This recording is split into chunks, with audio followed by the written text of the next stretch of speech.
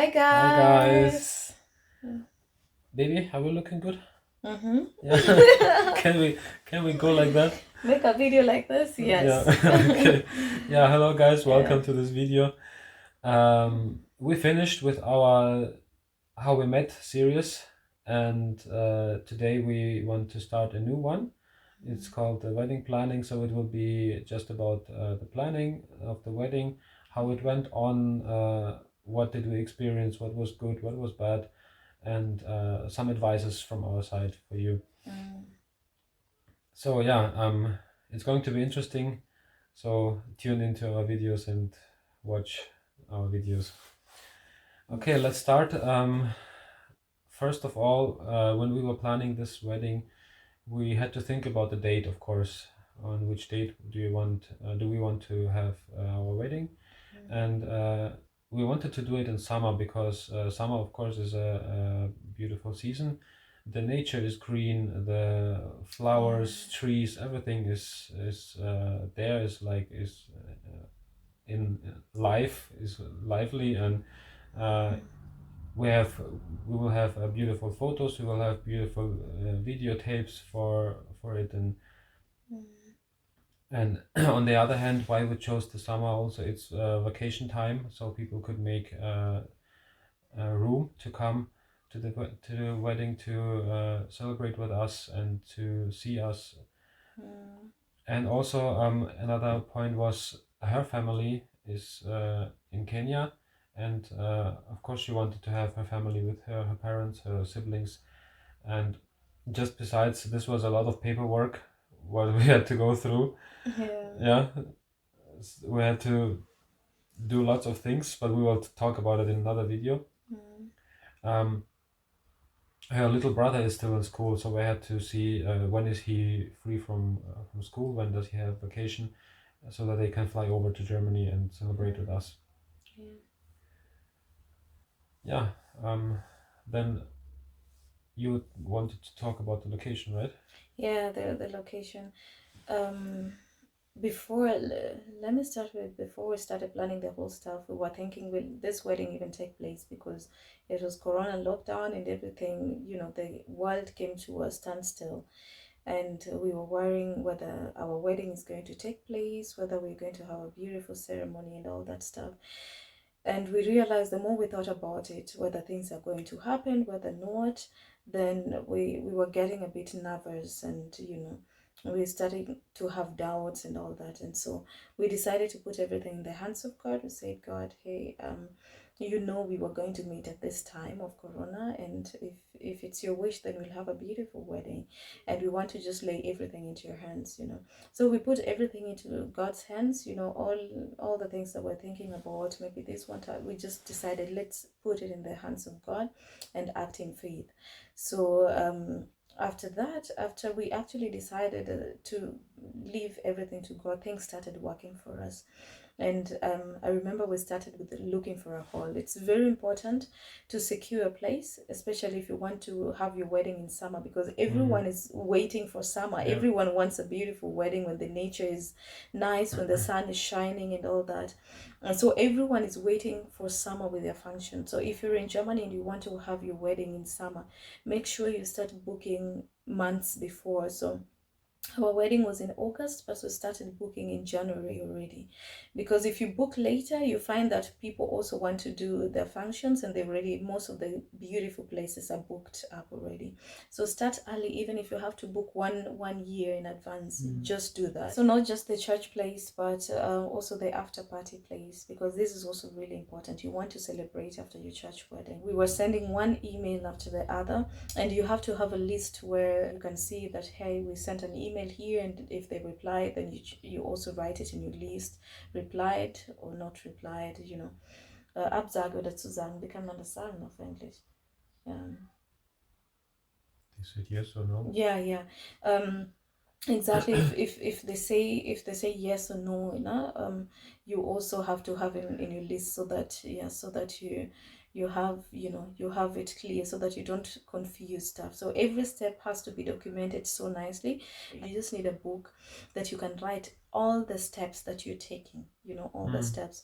So we also had a book but we also had our stuff on the computer. I think you were writing in the computer, Yeah. and I was writing just manually. I'm a person who likes, I'm still an old school And I'm kind the of digital person, person. and he's the digital kind of person. Anyways, so we had like 3 halls. First place was really nice. The lady was really nice to us, and the hall was beautiful. And so my only problem was, like, the Germans, they love their peace when it's 10 o'clock. Yeah. And so I know when Kenyans, because most of the Kenyans were going to come to the wedding, my relatives, and when we start getting loud, I didn't want people calling the police and saying, here is a wedding party and they're over loud or something like that. I didn't want something like that. So that's why we disqualified the hall. The second hall was really beautiful too. It was so big, it was nice, and the parking spaces, we loved them. And they even had a place where kids can play, and so we're thinking of the guests, our guests who are coming with kids, that the kids can play outside, and it's a very nice environment there. But the problem there was they didn't have a kitchen. So my husband thought that we could actually rent out plates and stuff for the wedding, so we don't need a kitchen. And when we started planning this and contacting different people and checking in internet, we realized this is going to be expensive. It's going to be really extra costs on top of what we planned for. So we were like, no, this hall is beautiful, we love everything about it, but the fact that there's no kitchen is going to create extra costs for us. And we wanted something beautiful, but we wanted to stay within our budgets. We didn't want to start a life, paying a lot of debts, And so we didn't take the hall, even though we loved it. It was not easy to let the hall go. But then we let it go, and then God opened another way. The hall that we got for our celebration, it was huge. And I think they renovated it, and we were Sorry to interrupt. It was actually a new built building, and we because they built that building, and it was really new, and then came Corona, so they couldn't do anything with that building. And we were, after this first season of Corona, when they opened up again a bit the places, we were the first wedding what taking place in that location. So yeah. So you can imagine how everything was new.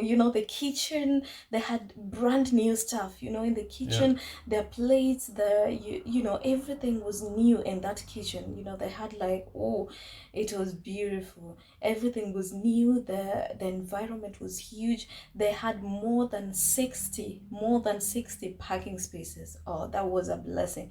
I tell you, when God decided to bless you, that was a huge blessing. We didn't expect that.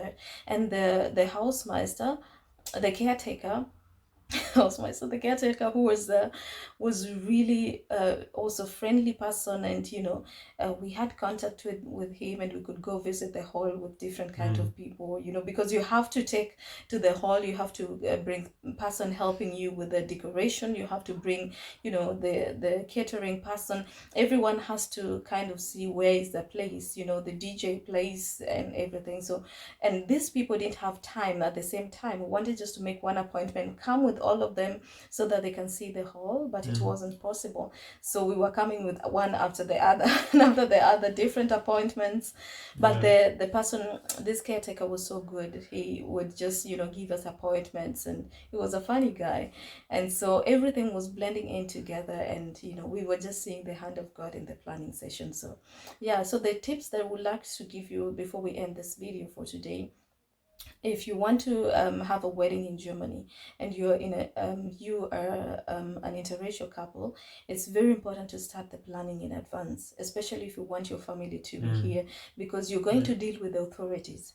And the authorities during the Corona period is not easy, You have to have all the documents, gather all the documents, make sure you lead your parents, so that they know my parents have never been to the embassy. I had to make every step for them, order a taxi, everything that would take them to the embassy. I will be like, you just come to Nairobi, the taxi is going to take you to the embassy. Like, you'll be ordering everything for them, help them out so that you don't make their life harder. These are people who've never been to the embassy, and you want to tell them just go and photocopy and do this and that, and make their life easy a bit.